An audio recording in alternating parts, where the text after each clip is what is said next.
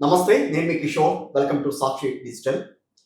So ప్రస్తుతం geopoliticals అంటే political scenario ఏ రకంగా ఉంది, అదేవిధంగా మన భారత్కి సంబంధించి మొన్నటి వరకు కాక్రోచ్ పార్టీ అది ఏ రకమైన ప్రకంపనలు సృష్టించింది. సో దానికి తర్వాత కాక్రోచ్ పార్టీ ఏ రకంగా ముందుకు వెళ్ళే అవకాశం ఉంటుంది. అంటే సమస్యల మీద స్పందిస్తున్నారు, బాగానే ఉంది. ఆ సమస్య పరిష్కారం అయిన తర్వాత అలాంటి వాటికి ఉద్యమ స్ఫూర్తి కలిగే అవకాశం ఉంటుందా, అలాంటివి ఇంకా ముందుకెళ్ళే అవకాశం ఉంటుందా, అలాగే కొన్ని పొలిటికల్ విషయాలన్నీ కూడా మాట్లాడేందుకు ప్రస్తుతం నాతో ఉన్నారు ఫౌండేషన్ ఫర్ డెమోక్రటిక్ రిఫార్మ్స్ అధ్యక్షులు, మాజీ ఐఏఎస్, అందరికీ సుపరిచితులు డాక్టర్ జయప్రకాష్ నారాయణ గారు. ఆయనతో మాట్లాడదాం. నమస్తే సార్. నమస్తే Kishore. Thanks for giving opportunity for my pleasure.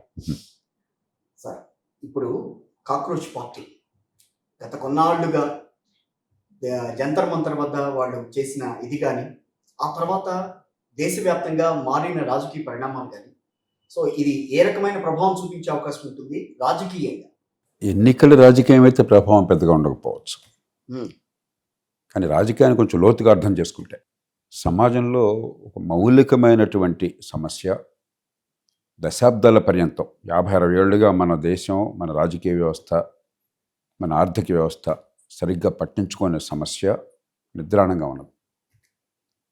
లోపల క్యాన్సర్ అంటే మన వచ్చినటువంటి యువత ఉద్యమం బయట కనిపించే పుండు, అది కాదు సమస్య. సమస్య లోపల ఉన్న క్యాన్సర్.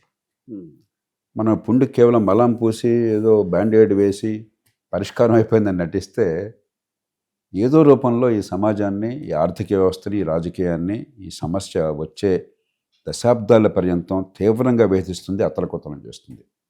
ఏమిటా సమస్య?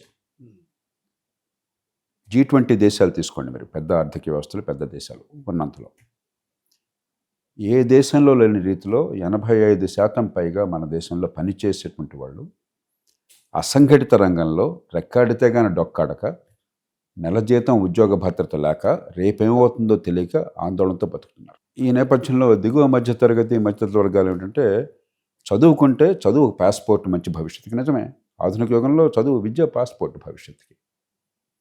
కానీ రెండు జరుగుతున్నాయి. ఓ పక్కన ఉత్తుత్తి విద్య అందుతోంది కానీ విద్య లేదు.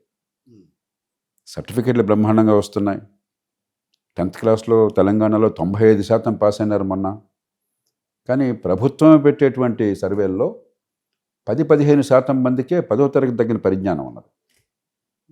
మీరే 95% పాస్ చేశారు. మీరే చెప్తున్నారు 10% మందికే పరిజ్ఞానం ఉందని. మిగతా 85% ఏమవుతారు? ఆ కాగితాలు ఉన్నాయి, ఆశలు ఉంటాయి, ఆకాంక్షలు ఉంటాయి, అవకాశాలు అందవు. ఇంజనీరింగ్ కాలేజీల్లో 13.5-14 లక్షల మంది దేశంలో వెళుతుంటే ప్రతి సంవత్సరం పట్టా అందరికీ వస్తుంది. 3 ఏళ్ల క్వశ్చన్ పేపర్లు బట్టి పెడితే ఫస్ట్ క్లాస్ గ్యారంటీగా వస్తుంది కాలేజీలో, డిగ్రీకి. ఈ దేశంలో నిజాయితీగా మాట్లాడుకుందాం. పిల్లలు తప్పు కాదు, తల్లిదండ్రులు తప్పు కాదు. పిల్లలు కష్టపడుతున్నారు, చిన్నప్పటి నుంచి కోచింగ్ ఇన్స్టిట్యూట్స్ పోతున్నారు, తల్లిదండ్రులు త్యాగాలు చేస్తున్నారు, శక్తికి మించి డబ్బులు ఖర్చు పెడుతున్నారు.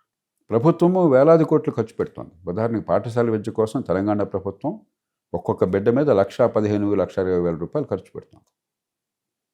డబ్బులు తక్కువ ఖర్చు పెట్టలేదు, కానీ పిల్లలకి అందవలసిన అందట్లా. అలాగే కాలేజీల్లో ఇంజనీరింగ్ డిగ్రీ వస్తుంది, కానీ మెకానికల్ ఇంజనీరింగ్ చేస్తే నాన్న స్కూటర్ కొన్నాము, లేకపోతే మోటార్ సైకిల్ కొన్నాము, కొంచెం ప్రాబ్లం వచ్చింది చూసుకో అని చెప్పంటే జీరో. మరి ఎందుకు? సమాజానికి పనికి రావటం ఇప్పుడు మీరున్నారు, మనం మాట్లాడుకుంటున్నాం. ఎందుకు మీరు ఇక్కడ కూర్చున్నారు? మీకు ఒక పాత్రికేయుడిగా మీకు ఒక నైపుణ్యం ఉన్నది. విషయాలను అర్థం చేసుకోవటం, విశ్లేషించటం, సరైన రీతిలో ఒక చర్చ నడపటం, అది ప్రేక్షకుల ముందుకో లేకపోతే శ్రోతల ముందుకో తీసుకెళ్ళటం, వాళ్ళ ఆలోచన చిగురింపు చేయటం. అది మీకు నాకు చేతకాలేదనుకోండి, ఏమీ అసలు ఏంటో ఊరికే పిచ్చి పిచ్చిగా మాట్లాడాం అనుకోండి, మనం చూసేవాళ్ళు ఉంటారు. ఎందుకు చూడాలి అసలు? సమాజానికి మీరు విలువ చేకూర్చకపోతే మిమ్మల్ని సమాజం ఎందుకు పట్టించుకుంటుంది? అది కరెక్ట్. సమాజం ఎందుకు పోషిస్తుంది? సమాజానికి పనికొచ్చేటువంటి వస్తువుల్ని, సేవల్ని ఉత్పత్తి చేయగలిగితే సమాజం మిమ్మల్ని పోషిస్తుంది, సమాజానికి అవసరాలు తీరుతాయి. అది సంబంధం. అంతే, కరెక్ట్. ఒక ఉద్యోగం కానీ, వృత్తి కానీ ప్రపంచంలో ఎక్కడ ఎవరు చేసినా, ఇలాన్ మస్క్ చేసినా, డొనాల్డ్ ట్రంప్ చేసినా, లేకపోతే మన ఇంట్లో కార్పెంటర్ చేసినా, ప్లంబర్ చేసినా, ఒక మేసన్ చేసినా కూడా సమాజానికి పనికొచ్చేది మీరు ఉత్పత్తి చేసి సమర్థంగా అందిస్తే సమాజం అవసరాలు తీరుతున్నాయి. అవును. సమాజం మిమ్మల్ని పోషిస్తుంది. Yes. మనం ఏం చేసాం? భ్రమలు కల్పించాం. Hmm. ఈ కాగితాలతో ఉద్యోగాలు వస్తాయని చెప్పాను, రావు. ప్రపంచంలో దేవుడు స్వయంగా దిగొచ్చినా కూడా సాధ్యం కాదు. రెండో పక్కన Hmm. ఉపాధిని సృష్టించే ఆర్థిక వ్యవస్థ నిర్మాణం చేయలేకపోయినాం. ఆర్థికంగా పెరుగుతున్నాం, ఖచ్చితంగా పెరుగుతున్నాం. నిజంగా ఆర్థికంగా మనం 4th ప్లేస్ లో ఉన్నామని అంటున్నారు. అది నిజమేనా? వాస్తవమే. పెరుగుతున్నాము. తర్వాత 7-8% పెరుగుతున్నాం, 6-7% సంవత్సరాలు పెరుగుతున్నాం. ఆ గణనీయమైన అభివృద్ధి, దానిలో అనుమానం లేదు. Hmm. 20-30 ఏళ్ల క్రితంతో పోలిస్తే వాళ్ళందరికీ కరెంట్ అందుతుంది. ఇప్పుడు ఇలాంటి చర్చ మనం జరుగుతుంటే టీవీ కెమెరా ఏదో పెట్టుకుంటే ఆ గంటలో 30 సార్లు కరెంట్ పోయి ఉంటుంది 30 ఏళ్ల క్రితం. గతంలో. ఫోన్లు అందేవి కాదు. కానీ అవును. అలాగే యూపీఐ ఉంది. ఇవాళ డిజిటల్ పేమెంట్స్ నెలకు 200 కోట్లు చేస్తున్నాం. Hmm. అంటే కాగితాల మీద కనిపించే అభివృద్ధి కాదు. కానీ అందరి జీవితాలని స్పృశిస్తోంది, కానీ రైట్. జీవితాలని గణనీయంగా ప్రభావితం చేసే స్థాయికి ఆర్థిక ప్రగతి కనిపించట్లేదు. అది మెయిన్ పాయింట్. కరెక్ట్. మౌలికమైన తేడా ఉంది. అందుకనే కాగితాల మీద కనిపించేది కాదు, మనిషి జీవన విధానం మీద కనిపించాలి. ఇప్పుడు పేదరికం ఎప్పుడు కూడా పాపం కాదు. Hmm. కానీ ఎంత కష్టపడ్డా పేదరికం నుంచి బయటపడలేనమన్నటువంటి అభద్రత ఉన్నదే, అది శాపం. రైట్. మనం ఆ వ్యవస్థ నిర్మాణం చేసాం.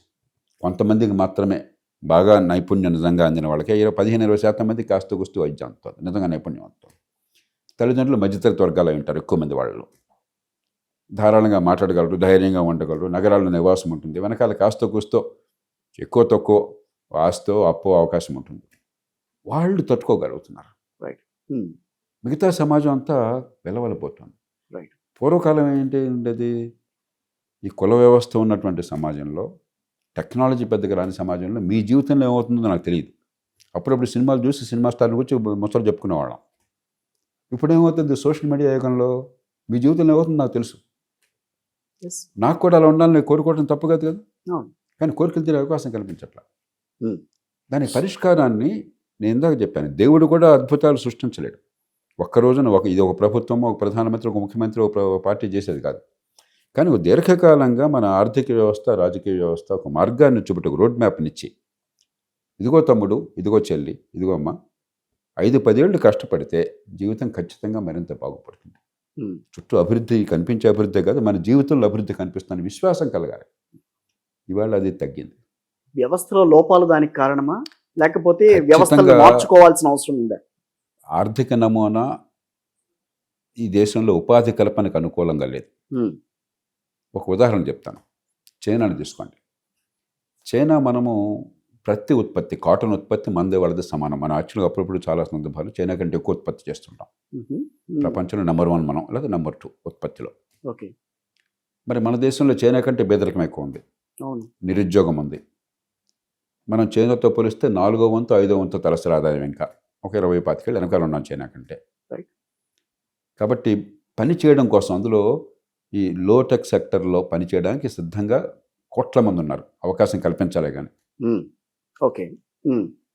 కాటన్ ఉత్పత్తి ఉంది, పెద్ద నైపుణ్యం అక్కర్లేదు. నైపుణ్యం మన దేశంలో దానికి కావాల్సిన విరివిగా ఉంది. బట్టలు కుట్టాలంటే గొప్ప నైపుణ్యం ఏం కావాలి? ఎవరు నైపుణ్యాన్ని అందించవచ్చు, కష్టపడే మనుషులు ఉన్నారు. కానీ చైనా $325 బిలియన్ ప్రతి ఏడాది వస్త్రాలని ఎగుమతి చేయగలుగుతాం. ఓకే. మనం $40 బిలియన్. అంత తేడానా? మనకేమో నిరుద్యోగం తాండవిస్తోంది, పనిచేసే మనుషులు ఎక్కువ ఉన్నారు, చేతులున్నాయి, ఆకలి ఉంది, కానీ ఉపాధి కల్పించలేకపోతున్నాం. చైనాకు మనుషులు లేరు, పనిచేసే కార్మికులు లేక ప్రతి సంవత్సరం కార్మికుల సంఖ్య తగ్గిపోతుంది. వాళ్ళు మనకంటే చాలా హైటెక్లో ఉన్నారు. బ్యాటరీలు కానీ, ఎలక్ట్రిక్ వెహికల్స్ కానీ, అయితే ట్రాన్స్పోర్ట్ సిస్టమ్కి మిగతా కానీ మనకంటే ఖచ్చితంగా హైటెక్లో ఉన్నారు. అక్కడ మరి ఎక్కువ మందిని అక్కడ తీసుకెళ్ళాలి, పనిచేసే మనుషులు లేనప్పుడు. అయినా కూడా ఆ హైటెక్ రంగంలో అమెరికాకి దీటుగా, అమెరికా కంటే ఎక్కువగా వెళుతూనే $325 బిలియన్ లోటెక్లో కోట్ల మందికి ఉపాధి కలిగించగలుగుతున్నారు. ఇది ఎందుకని? మన అభివృద్ధి నమూనా. ఓకే. మనం కార్మిక చట్టాలు మూర్ఖమైనవి పెట్టి కార్మికులను ఏదో రక్షిస్తున్నామని నటించి అసలు కార్మికులు లేకుండా చేశాం. ఎవడన్నా ఫ్యాక్టరీ పెడితే ఎంప్లాయీస్ లేకుండా నడపట్లని ఆలోచిస్తున్నాడు, ఉపాధి నడపట్లని ఆలోచించట్లా. అంత ఆటోమేషన్ వైపు ఆలోచించే ప్రయత్నం జరుగుతుంది. హైటెక్ సెక్టర్స్ పెట్టుబడి పెడుతున్నారు. అది అవసరమేనే కాదంటలే. భారతదేశం అంటే పెద్ద దేశం, దాన్ని విస్మరించకూడదు. కానీ మన దృష్టి అంతా కూడా ఈ గ్లామరస్గా హైటెక్, ఒక ఎలాన్ మస్క్ వస్తే బాగుంటుంది, ఒక అదానీ పెద్ద ఫ్యాక్టరీ పెడితే బాగుంటుంది, ఒక అంబానీ పెడితే బాగుంటుంది, ఒక మైక్రోసాఫ్ట్ పెద్ద సెంటర్ పెడితే బాగుంటుంది, ఇవన్నీ కావాలి. కానీ కోటాను కోట్ల మందికి ఉపాధి ఇచ్చే చిన్న పరిశ్రమల్ని చావగొట్టేస్తున్నాం. కనీసం పెద్దోళ్ళకి 1000 కోట్లు 2000 కోట్లు పెట్టుబడి పెట్టాడైతే ముఖ్యమంత్రి ఉన్న ప్రధానమంత్రిని ప్రత్యక్షం కలుస్తాడు, ఈ లంచాలు ఏమన్నా వాడు ఏదో మేనేజ్ చేస్తాడు. స్మాల్ స్కేల్ ఇండస్ట్రీ మీద కాన్సన్ట్రేషన్ 3-4 కోట్లు పెట్టుబడి పెట్టేవాడు తలప్రాణం తోక్కేస్తుంది. నాకు నిన్న మొన్న ఎవరో చెప్పారు, హైదరాబాద్లో ఒక చిన్న బిజినెస్ పెడితే ఒక ఆయన రెస్టారెంట్ ఏదో ఓ 3-4 కోట్లు ఖర్చు అయింది, 100 మందికి లంచాలు ఇవ్వాల్సి వచ్చిందట. లంచం డబ్బే కాదు, ఎంత వేధింపు ఉన్నది, ఎంత ఆందోళన ఉన్నది. ఒక రెస్టారెంట్ పెట్టాలంటే 100 మందికి విడివిడిగా లంచాలు ఇవ్వాల్సి వచ్చింది. ఇది కాదని చెప్పను నేను, బహిరంగ టీవీ మరి camera is of doing business లని, ఈజ్ ఆఫ్ వర్క్ ప్రయత్నం జరుగుతోంది. ఇవన్నీ- ప్రధానంగా ఇది జరగాల్సింది రాష్ట్రాల్లో. ఎందుకంటే మనం ఇంకొక పెద్ద తప్పు ఎక్కడ చేస్తున్నామంటే ఢిల్లీ నుంచి అన్నీ జరుగుతాయని. ఢిల్లీ చేయాల్సిన పనులు ఏ పార్టీ ఉన్నా కొన్ని చేస్తున్నారు సమర్థంగా, కొన్ని అంతగా చేయటం లేదు. కానీ మౌలిక సదుపాయాల కల్పన, గత 10-12 ఏళ్ళు తీసుకోండి, మౌలిక సదుపాయాల కల్పన, ప్రభుత్వ ఆర్థిక వ్యవస్థలో ఆర్థిక క్రమశిక్షణ, Right. ఖాళీలపడ్డ బ్యాంకుల్ని బాగా పునరుద్ధరించి మంచి ఆరోగ్యవంతంగా తయారు చేయడం, పెట్టుబడులను ప్రోత్సహించడం, టెక్నాలజీ ప్రోత్సహించడం, ఇవన్నీ బాగా చేస్తున్నారు. ఓకే. కానీ అది చాలదు. పరిపాలన ఉన్నది రాష్ట్రాలలో.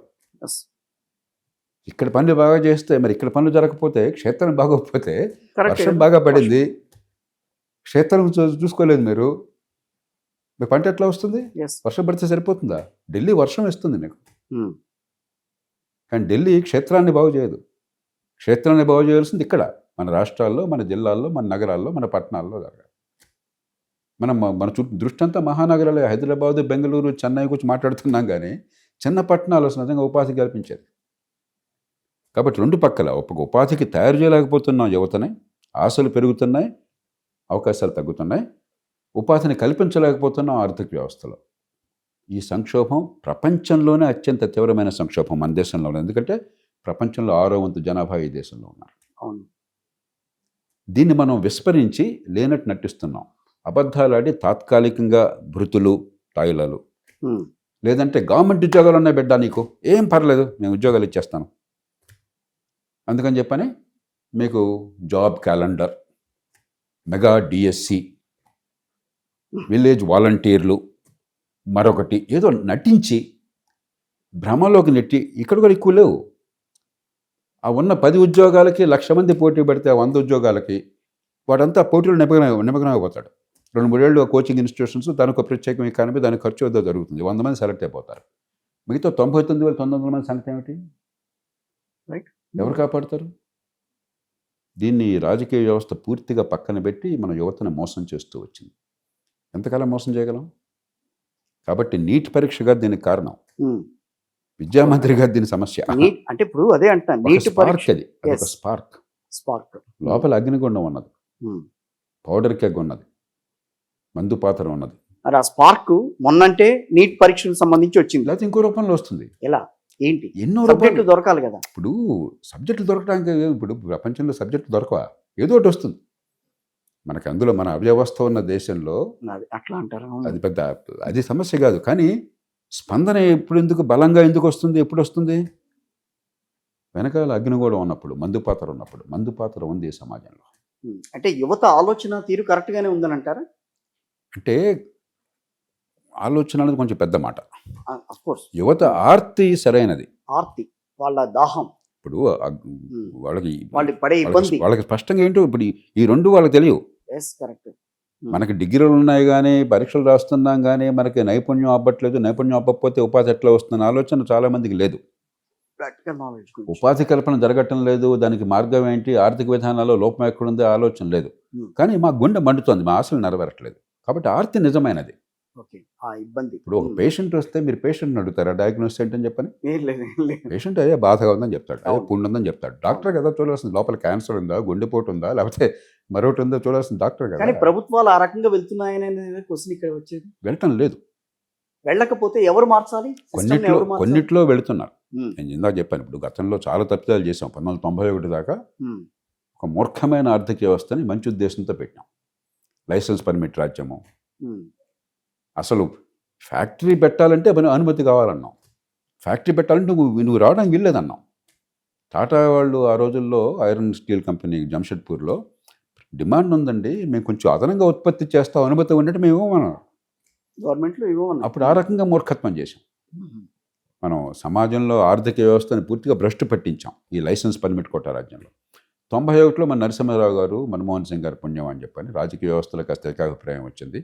మరి సందర్భం కలిసి వచ్చింది. ఆపద్ధర్మంగా ఒక ప్రమాదం ముంచుకొచ్చినప్పుడు కనీసం ప్రాప్తకాలజ్ఞత్వం అయినా, మనకు ఆ కథ ఉంది కదా, 3 చేపలు, అవును. దీర్ఘదర్శి, ప్రాప్తకాలజ్ఞుడు, దీర్ఘచతురుగా. కాబట్టి ప్రాప్తకాలజ్ఞత ప్రదర్శన దీర్ఘదర్శిగా ఏం చేయాల, మనం ముందు చూపుతో చేయాల. చైనా ముందు చూపుతో చేసింది, 1978లో మొదలెట్టింది లెంగ్ షాపింగ్.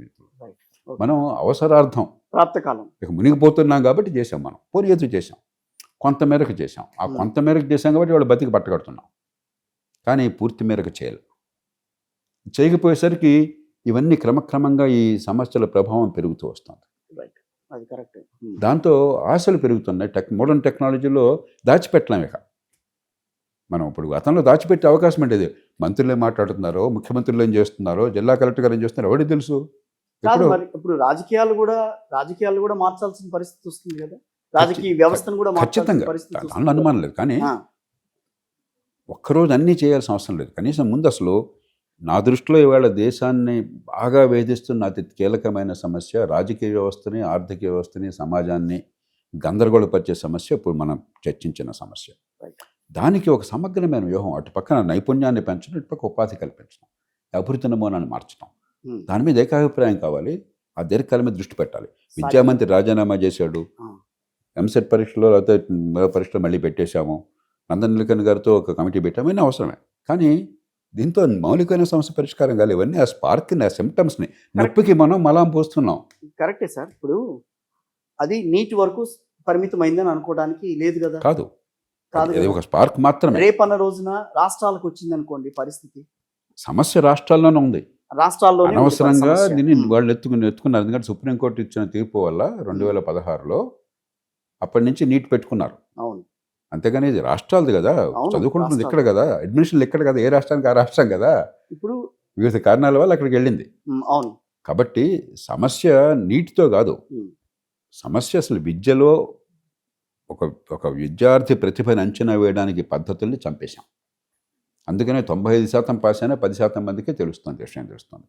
ఇవాళ తెలంగాణలో మీరు చూసినట్టయితే 17-18 ఏళ్ల వయసులో గ్రామీణ ప్రాంతాల్లో 150 మందికి గడియారం చూసి గంట నిమిషం టైం చెప్పడం చేత కాదు.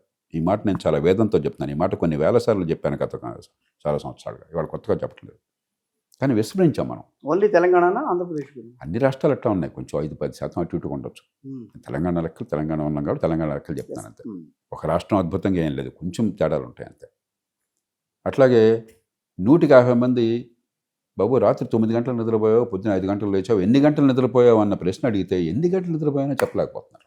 17 ఏళ్ల వయసులో, 18 ఏళ్ల వయసులో మార్కెట్లో 1000 రూపాయలు వస్తువు కొంటున్నావు, 10% డిస్కౌంట్ అన్నారు. డిస్కౌంట్ ఎంత వస్తుంది నీకు అంటే చెప్పలేరు.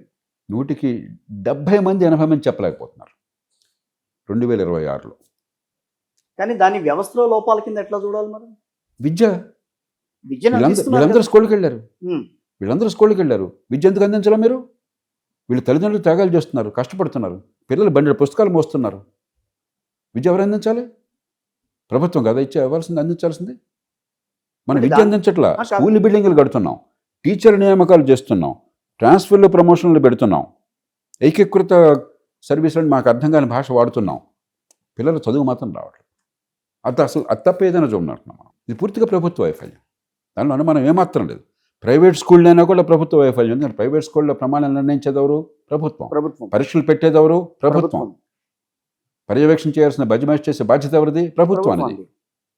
అంచేత విద్యలో వైఫల్యానికి కారణమంతా ప్రభుత్వం అంటే ముఖ్యమంత్రి అని కాదు, యంత్రాంగం మొత్తం. అది డిఓ కావచ్చు, జిల్లా కలెక్టర్ కావచ్చు, మొత్తం. కానీ అది ఏర్పాటు చేసే బాధ్యత మీద సంక్షోభం ముంచుకొస్తుంది కదా. ఇది కొత్తగా వచ్చింది కాదు కదా. 30 ఏళ్ల నుంచి ఈ దేశంలో అందరికీ తెలుసు, చదువు చట్టుబండలు అయిపోయింది, నటిస్తున్నాం, పిల్లల బతుకులు నాశనం చేస్తున్నాం, మోసం చేస్తున్నాం అని 30-40 ఏళ్ల నుంచి తెలుసు ఈ దేశంలో. నటించాం మనం, ఇంకా నటిస్తుంటే ఎట్లా? ఇప్పటికైనా మెరుగుపోతే ఎట్లా? దీనికి రాజకీయాలే కారణమా, ఇంకేదైనా కారణాలు? రాజకీయాలు కాదు, దీనిలో పెద్ద ఓట్లు కనిపించాల. అభివృద్ధిలో విద్య కూడా ఒకటి కదా, విద్య వైద్యం. ఇప్పుడు అభివృద్ధిలో కూడా కొన్ని విషయాలు తీసుకోండి. ఆరోగ్యం తీసుకోండి. రాజశేఖర రెడ్డి గారు ఆరోగ్యశ్రీ తీసుకొచ్చారు. సరే, నమూనాలో కొన్ని మార్పులు ఇచ్చి పక్కన పెడదాం. రాజకీయంగా చాలా లాభాన్ని ఇచ్చింది. ఈఎంఆర్ఐ 108 తీసుకొచ్చారు. రాజకీయంగా లాభాన్ని ఇచ్చింది. అన్ని రాష్ట్రాలు అనుకరించినాయి. ఎందుకని? నొప్పి నాకు తగ్గగానే నాకు వెంటనే ఉపశమనం కలుగుతోంది, డబ్బులు కట్టే బాధ తగ్గుతోంది. కాబట్టి మిమ్మల్ని నేను అభినందిస్తాను, ఓటేస్తాను. విద్య క్షణాల్లో ఇలాగా రాదు కదా, ఒక 10-15 ఏళ్ళు. ఒక తరం కాబట్టి మనం అనుకుంటున్నాం, మన తల్లిదండ్రులు కానీ పిల్లలు కానీ మిగతా టీచర్లు బహుశా కొంత తెలిసేమో, విద్యా సంస్థలు కానీ ప్రభుత్వంలో ఉన్నాడు కానీ భ్రమల్లో ఏమనుకుంటున్నారు, బోర్డు కాలేజీలు పెట్టాం, మెడికల్ కాలేజీలు పెద్ద జిల్లా కూడా పెట్టాం, 1,30,000 మందికి అడ్మిషన్లు ఉన్నాయి, ఇంజనీరింగ్ కాలేజీలు బ్రహ్మాండంగా పెంచేసాం, 13-13.5 లక్షలు ఉన్నాయి, వాళ్ళందరికీ ఫ్రీ రీయింబర్స్మెంట్ ఇస్తున్నాం, బ్రహ్మాండంగా జరుగుతుంది, కొత్త బిల్డింగ్లు కడుతున్నాం, కొత్త పెట్టుబడులు వస్తున్నాయి అనుకున్నారు. కానీ అసలు విద్య ఏమవుతుందని పరిశీలించరు. నైపుణ్యం వస్తుందా లేదా, ఉపాధికి పనికొస్తారా లేదా, ఆర్థిక వ్యవస్థలు పెంచే శక్తిని వాళ్ళకి ఇస్తున్నామా లేదా, వాళ్ళ కాళ్ళ మీద నిలబడగలరా, అది ఏనాడు దాని గురించి పరిశీలన లేదు. ఉదాహరణకు విద్యా హక్కు చట్టం తీసుకొచ్చినప్పుడు 2009లో వచ్చింది ఆ చట్టం. ఒక్క పదం కూడా అవుట్కమ్స్ అన్న పదం లేదు. రైట్, అవుట్కమ్స్ బయటకు వచ్చే ఏమి నేర్చుకుంటున్నారు అన్న పదం లేదు. Okay, school building, classroom పొడిగండి ఉండాలి, వెడల్పు ఎంత ఉండాలి, టీచర్లు ఎంతమంది ఉండాలి, వాడికి జీతాలు ఎట్లా ఉండాలి, మరి పిల్లవాడిని ఏం తెలిసినా తెప్పిన ఏ క్లాస్లో చేర్చాలి, ఇవన్నీ పెట్టారు. అసలు విద్య ఎందుకు ఉంది? దేవుడిచ్చిన తెలివితేటలు వికసించడం కోసం కదా విద్య ఉన్నది.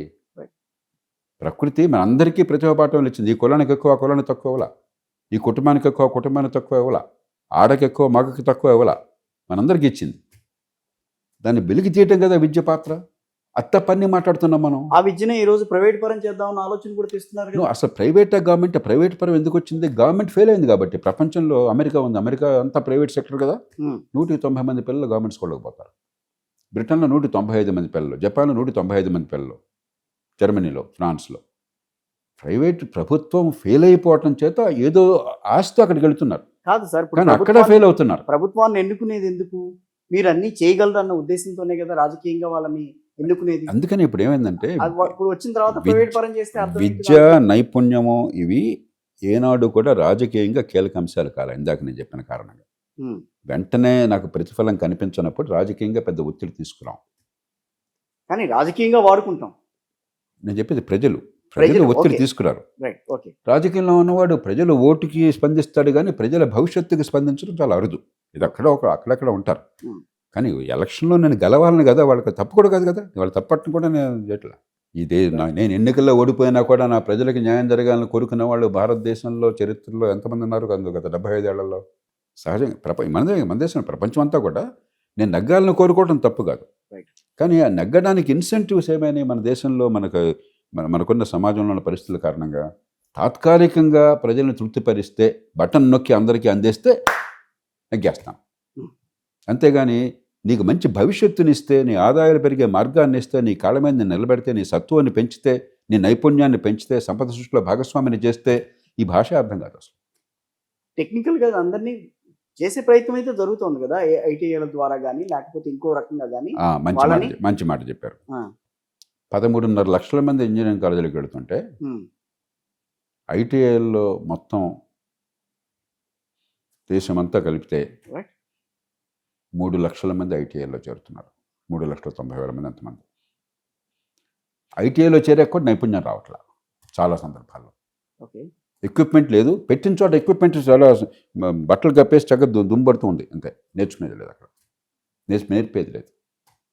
పాలిటెక్నిక్లో దేశం మొత్తం కలిపితే 6 లక్షల మంది పాలిటెక్నిక్లో చేరేది, 13.5 లక్షల మంది ఇంజనీర్లు. ప్రపంచంలో ఎక్కడైనా కూడా పిరమిడల్గా ఉంటుంది. అగ్రస్థానంలో ఉన్నవాళ్ళు, నైపుణ్యం ఉన్నవాళ్ళు ఎక్కువ మంది ఉంటారు, అంతకంటే ఎక్కువ టెక్నీషియన్స్ ఉంటారు, అంతకంటే ఎక్కువ స్కిల్డ్ వర్కర్స్ ఉంటారు. ఒక పవిత్ర భారతదేశంలో మాత్రమే ఇన్వర్టెడ్ పిరమిడ్. అసలు చేతులతో పనిచేసేవాళ్ళు, నైపుణ్యం ఉన్నవాళ్ళు చాలా తక్కువ మంది, అంతకంటే ఎక్కువ వాళ్ళ మీద అజమాయిషీ చేసేవాళ్ళు, అంతకంటే ఎక్కువ మంది వాళ్ళు మొత్తమే పెత్తనం చేసి కూర్చునేవాళ్ళు ఏమీ తెలియకుండా. అందుకని ఇప్పుడు ఇది అర్థం కావట్లేదా మనకి? ఈ అంకెలు తెలియవా? ఇప్పుడు నాకు తెలిసిన అంకెలు, మీకు తెలిసిన అంకెలు ఈ ప్రభుత్వంలో ఉన్న వాళ్ళు తెలియవా? 50 ఏళ్ళ నుంచి తెలియలేదా? అందరికీ తెలుసు. నేను కొత్తగా ఏమీ, నాకు దేవుడు ఇవ్వాల ఈ సమాచారాన్ని, ఈ ప్రభుత్వాల నుంచే సమాచారం తీసుకున్నాను నేను. మీకు అర్థం కాలేదా? ఇది చాలా అపసవ్యంగా ఉంది, ఇది అన్యాచురల్, ఇది పద్ధతి కాదు అని అర్థం కాలేదా? నటించాం. ఉమ్. దానికి కారణం ఇంకోటి కూడా ఉంది. ఇక్కడ రాజకీయం దాటి వెళ్ళాలి మనం. సమాజం కూడా కొంచెం అంతర్మథనం చేయాలి. మనకి కొన్ని పనులే గౌరవప్రదమైనవి, కొన్ని గౌరవప్రదమైనవి కాదు అని కుల వ్యవస్థ కారణంగా ఎక్కువ తక్కువని మనం పూర్తిగా మన మనసు నాటుకుపోయింది.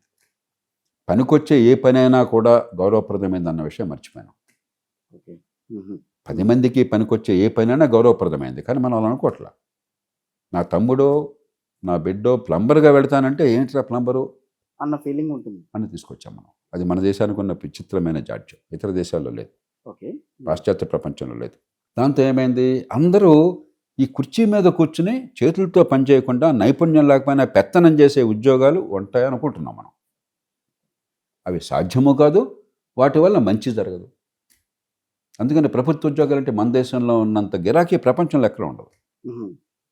ఓకే. 100 ఉద్యోగాలు 1,00,000 మంది పోటీ పడతారు. ఏళ్ల తరబడి కోచింగ్ ఇన్స్టిట్యూట్స్కి పోతారు. నేను ఇప్పుడు రోజు చెప్తున్నాను, ఈ దేశంలో దాదాపు నేను తప్ప ఇంకెవరు ఆ మాట చెప్పరు. అరే ఐఏఎస్ మరొకటి పిచ్చిలో పడపోకుండా నిజంగా మనసు ఉంటే, ఉమ్. మంది హితం కోసం నాకు కొంత నైపుణ్యం ఉన్నది, మనసు ఆర్తిగా ఉన్నది, నేను సమర్థుడిని, దానికి వెళ్తే బాగుంటుంది అనుకుంటే ప్రయత్నం చేయండి, తప్పలేదు. ఒక ప్రయత్నం చేయండి. వస్తే పిర్రవేగబోకండి, గొప్ప అనుకోబోకండి, కొమ్ములేని రాలేదు మీకు. ఒక అవకాశంగా భావించి నమ్మకంతో పనిచేయండి, మంచి చేయండి. కానీ రాని వాళ్ళు కొంపమునింది అనుకోబోకండి, జీవితం నిరాశ అనుకోబోకండి. ఎందుకంటే ఐఏఎస్ పరీక్షలకి 14 లక్షల మంది పోటీ పడుతున్నారు, 15 లక్షల మంది. బాగా వస్తే 700 ఐఏఎస్లో ఐపీఎస్ అన్ని సర్వీసులు కలిపి 1000 లోపలే ఉంటుంది. అంటే 2,000 మందికి ఒక్కళ్ళు. ఐఏఎస్ అయితే 10,000 మందికి ఒక్కళ్ళు, 15,000 మందికి ఒక్కళ్ళు. అంటే మిగతా 14,999 మంది పనికిరాని వాళ్ళ కాదు కదా. మీరు ఎంత గొప్ప వాళ్ళైనా కూడా ఎంత ఒకటే సెలెక్ట్ అయ్యేది. కాంపిటీషన్ పెట్టాం కదా. మీరు కొంతమంది అందరిని ఐఏఎస్ పెట్టేసి ఏం చేస్తారు దేశాన్ని? ఎప్పటికీ ఎక్కువ చేసాం మనం. కానీ మనం అది చెప్పలేదు ప్రజలకి. అరే బ్రహ్మాండం నాన్న, అసలు ఐఏఎస్ఏ జీవితం, అంతకంటే ఇంకోటి లేదు నీకు. 3-4 ఏళ్ళు, 5 ఏళ్ళు, 10 ఏళ్ళు అంతా అయిపోయిన తర్వాత 30-35 ఏళ్ళు వస్తాయి. అప్పటికి జీవితం అర్థమవుతుంది, ఆలస్యం అయిపోతుంది. ఇప్పుడు సిజేపీ లాంటిది మనుగడ సాధించాలంటే ఏదో ఒక సబ్జెక్ట్ కావాలి. నాకు అసలు సిజేపీ మనుగడ ఎందుకు ఇంపార్టెంట్ అవుతుంది? అదొక వ్యాధి చిహ్నం. అది అదేంటి? ఆ వ్యాధి చిహ్నాన్ని బయట పెట్టేందుకు ఒక మౌత్ పీస్ దొరికింది, దట్స్ ఆల్. అంతకు మించి సిజేపీయా, కాంగ్రెస్ పార్టీయా, బీజేపీయా, లేదా మరో పార్టీయా, మీకు నాకు అసలు అవసరం ఏంటి? మన గురించి పట్టించుకోకుండా పార్టీల గురించి పట్టించుకోవాలా?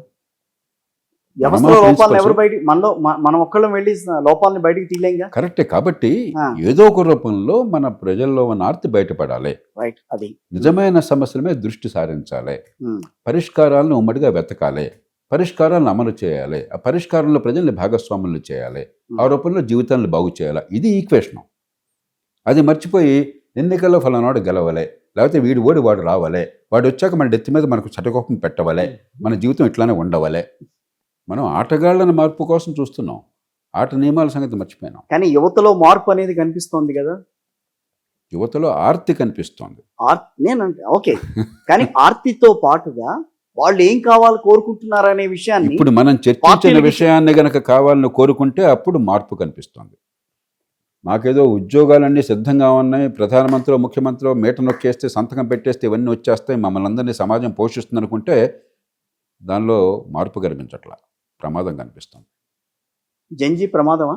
ప్రమాదం రాకుండా మార్పుకి మార్గం చేయవలసిన బాధ్యత పత్రికలది, రాజకీయ వ్యవస్థది, సమాజంలో ఆలోచించే వాళ్ళది. యువత ఆలోచన తీరు కరెక్ట్ కాదని అంటారు.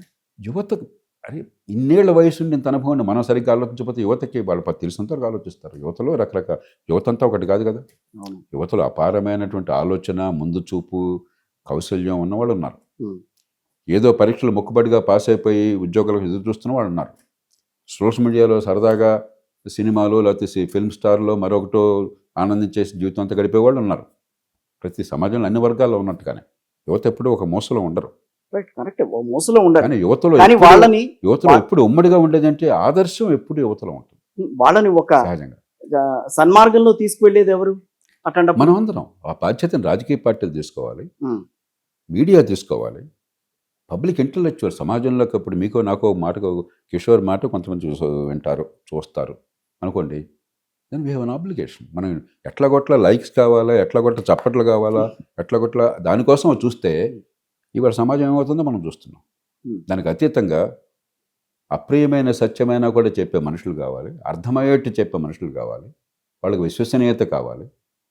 మీరు చెప్పేది నాకు ఇష్టం లేకపోయినా కూడా కిషోర్ ఈ మాట చెప్తున్నారు కదా, కొంచెం ఆలోచిద్దామని ఆలోచించే ఆ విజ్ఞత కావాలి. ఆలోచించాక మీరు చెప్పింది సరే అయితే నేను వినాలా, నేను చెప్పింది సరే అయితే మీరు గౌరవించాలి. అలా కాకుండా మనందరికీ రామరామం, నీ కులం వేరు నా కులం వేరు, నీ పార్టీ వేరు నా పార్టీ వేరు, నీ భాష వేరు నా భాష వేరు, నువ్వు చెప్పింది నేను పట్టించుకుని నువ్వు దొంగవే అని మీరు నన్ను దొంగని, దేశం ఏమవుతుంది? ప్రస్తుతం అది నడుస్తుంది. ఇప్పుడు మనం ఇప్పటి వరకు సిజేపీ అనేది అంటే యువత ఈ రోజున ఒక సబ్జెక్ట్ తీసుకుని మాట్లాడారు. ఒక సబ్జెక్ట్ కాదు, ఒక సబ్జెక్ట్లో ఉన్న ఒకానొక సంఘటనను తీసుకుని మాట్లాడారు. అదేంటి? అరిస్టాటిల్ ఎప్పుడో చెప్పాడు, సోక్రటీస్ చెప్పేటప్పుడు 3 రకాల మనుషులు ఉంటారు. కొందరు మనుషులు వ్యక్తులను గురించే మాట్లాడతారు, అధములు. కొందరు మనుషులు సంఘటనల గురించి మాట్లాడతారు, మధ్యములు. కొందరు మనుషులు జీవితానికి పనికొచ్చే అంశాన్ని గురించి మాట్లాడతారు, ఉత్తములు. సో ఇప్పుడు యువత ఏ స్టేజ్లో ఉందంటారు? చాలా సందర్భాల్లో యువతే కాదు, దేశంలో మనం అత్యధికుల మీడియా అంతా కూడా మాట్లాడేది వ్యక్తులను గురించి. ఈడు గెలుస్తాడు ఆడు గెలుస్తాడు, మన టైం అంతా అదే. అంటే అరుదుగా ఇప్పుడు ఇలాంటి సంఘటన జరిగినప్పుడు నీట్ కానీ మరొకటి కానీ సంఘటన గురించి మాట్లాడుతున్నారు. దాన్ని దాటి సంఘటన మూలమైన అంశాలను దృష్టిలోకి వెళ్తే అప్పుడు సమాజంలో మార్పు వచ్చినట్లే. రాజకీయంగా కానీ సామాజికంగా కానీ మీకున్న ఆ విషయాల మీద ఉన్న పట్టుని అందరి సమాజానికి తెలిసిందే, అందరికీ కూడా. నేను అడిగేది ఏంటంటే ఈ రోజున ఉద్యమాలు, జంజీ లాంటి ఉద్యమాలు ఎందుకు వస్తున్నాయి అనే దానికి వ్యవస్థలో లోపాలను ఎత్తి చూపే ప్రయత్నం అయితే జరిగిందని చెప్పానంటున్నాం. మరి గత కొన్ని సంవత్సరాలుగా, కొన్ని దశాబ్దాలుగా భారతదేశం స్వాతంత్రం సాధించిన తర్వాత ఇప్పటికీ రిజర్వేషన్ వ్యవస్థ దాన్ని కట్ చేయాలి అని చెప్పి చాలా మంది మాట్లాడుతున్నారు. నెక్స్ట్ జంజీ ఉద్యమం దాని మీదే వెళ్ళబోతోందని చెప్పి కొంత మాటలు కూడా తెచ్చుకుంటున్నారు. ఇది చాలా ప్రమాదకరమైన ఆలోచన, 2 కారణాలుగా. అంటే రిజర్వేషన్ మీరు సమర్థిస్తారా? ఇప్పుడు ఎస్ అన్నో ఉన్నదే ఇలాంటి సంక్లిష్టమైన అంశాల్లో అంతకంటే పొరపాటు మరొకటి ఉండదు. అంతకంటే పదునైన భాషను వాడదలుచుకోలేదు. ఓకే, అర్థమైంది. 2 కోణాల నుంచి ఆలోచించాలి. మొదటి కోణం, ఈ దేశంలో తెలివితేటలు దేవుడు కొన్ని కులాలకు మాత్రమే ఇచ్చాడా? లేదు, అందరూ. ముందు ఇది ఈ దేశం మొత్తం ఒక ఆలోచన చేయాలి. యువత, నేను వినమ్రంగా కోరుతున్నాను, ఫలానా కులంలో కుటుంబంలో పుట్టావు కాబట్టి నీకు మాత్రమే తెలివితేటలని దేవుడు ఇచ్చాడా? చదువు లేనటువంటి కుటుంబంలో పుట్టిన కారణంగా, వేరే కులంలో పుట్టిన కారణంగా, ఆడపిల్లగా పుట్టిన కారణంగా, గ్రామాల్లో పెరిగిన కారణంగా తెలివితేటలు లేకుండా ఉండాలని దేవుడు పెట్టాడా? లేదు, అబద్ధం కదా. కానీ ఇలాంటి వాళ్ళని పైకి తెస్తామంటేనే కదా రాజకీయంగా ఒప్పుకుంది. ఆ పైకి ఎందుకు రావట్లేదు? పైకి వచ్చే సాధనం ఏంటి? అత్యున్నత ప్రమాణాల పాఠశాల విద్య. మా తరంలో 10,000 మంది, లక్షల మంది గ్రామీణ ప్రాంతాల్లో పెరిగాం. ఈ కులం ఆ కులం లేకుండా అందరికీ విద్య అందాలి. ఎందుకంటే 100 మందికి స్కూళ్ళలో ప్రవేశం లేదు, అంత అన్ని స్కూళ్ళకి ఏర్పాటు కాల. కానీ ఉన్నంత వరకు వెళ్తే మా తరంలో అత్యధికులకి మంచి ప్రమాణాల విద్య వచ్చింది. దాంతో ఏమైంది? ఏ కుటుంబంలో పుట్టినా, గ్రామంలో పెరిగినా, పేదరికంలో పెరిగినా, ఏ కులంలో పుట్టినా కూడా ఆ విద్య అందిన వాళ్ళు ఎవరితోనే పోటీగా తర్వాత ఉద్యోగులు నిలవగలిగారు. ఆ పునాదులు వచ్చినాయి. మనం ఏం చేసాం? ఆ పునాదులు కల్పించకుండా రిజర్వేషన్ ఎక్కడ ఇస్తున్నాం? కాలేజీలో ఇస్తున్నాం, ప్రభుత్వ ఉద్యోగాలు ఇస్తున్నాం. అవి ఎప్పుడు వస్తాయి? స్కూల్ విద్య పూర్తి కావాలి కదా. స్కూల్లోనే ప్రమాణాలు లేకుండా చేసి, పునాదులు లేకుండా కాళ్ళు ఎరగొట్టేసి తర్వాత రిజర్వేషన్లు నటిస్తున్నాం మనం. అందుకే రిజర్వేషన్ పొందిన వాళ్ళని అడగండి, ఆ గుండె బాధ ఏమిటో. పేరు రిజర్వేషన్ సార్, మాకు మా బతుకులేం బాగుపడుతున్నాయని చెప్పాను. ఎందుకు? పేదరికం ఇప్పటికి కూడా ఈ కులాల్లో ఎక్కువగా ఉన్నది. కాబట్టి రిజర్వేషన్ అనేది అమాయకుల్ని మోసపరచడానికి సాధనంగా వాడాను తప్ప ఎవరిని బాగుపరచడం కోసం మార్గంగా మనం చేయాలి. ముందు మన నిజాయితీగా గుర్తిద్దాం. రిజర్వేషన్ ఎందుకు ఉండాలి అంటే, అది కూడా చేయకపోతే అది చాలదు. అంబేద్కర్ 10 ఏళ్ల పాటు అన్నారు. ఎందుకని? మనం కనీస ప్రమాణాలు, విద్యని, కనీస అవకాశాలను అందించాలి. సమాజంలో కొంతకాలం పడుతుంది అందించడానికి. ఈ లోపల వయోజన ఓటు హక్కు ఇచ్చాం, అందరికీ ఓటు హక్కు ఇచ్చాం, అందరికీ సమానమైన హక్కులు ఉన్నాయి, రాజ్యాంగం హక్కులు ఉన్నాయి, ప్రాథమిక స్వేచ్ఛ ఉన్నాయని చెప్పన్నాము. కానీ అవకాశాలు కనుక అందేదాకా కొంత రాయితీలు ఇవ్వకపోయినట్లయితే సమాజం కల్లకల్లోలం అయిపోతుంది, అంతర్యుద్ధం వచ్చేస్తుంది, హింస చెలరేగుతుంది. కాబట్టి 10 ఏళ్లలో అది చేద్దాము, ఈలోగా రిజర్వేషన్ అన్నారు. బట్ అది కంటిన్యూ అవుతుంది. మన వాళ్ళు ఏం చేశారు? అది చేయకుండా ఏది అంబేద్కర్ సంకల్పించారో ఈ అవకాశాలను కల్పిద్దాము, ఇప్పటిదాకా లేని వ్యవస్థ నిర్మాణం చేద్దామని ఆ ప్రయత్నం ఇప్పటికీ జరగల. 75 ఏళ్ల కాలం, 80 ఏళ్ల కాలం జరగలేదు. చేయకుండా రిజర్వేషన్లు శాశ్వతం చేసి అది పరిష్కారంగా నటించి కులాల మధ్య తంపులు తీసుకొచ్చి రిజర్వేషన్ ఉండాలని ఒక మూర్ఖుడు, వద్దని ఒకడు ఇంకో మూర్ఖుడు. అది కాదు సమస్య. ప్రతి రాష్ట్రంలో కూడా ఇప్పుడు ఈ కులం రిజర్వేషన్ కావాలి, ఆ కులం కావాలా.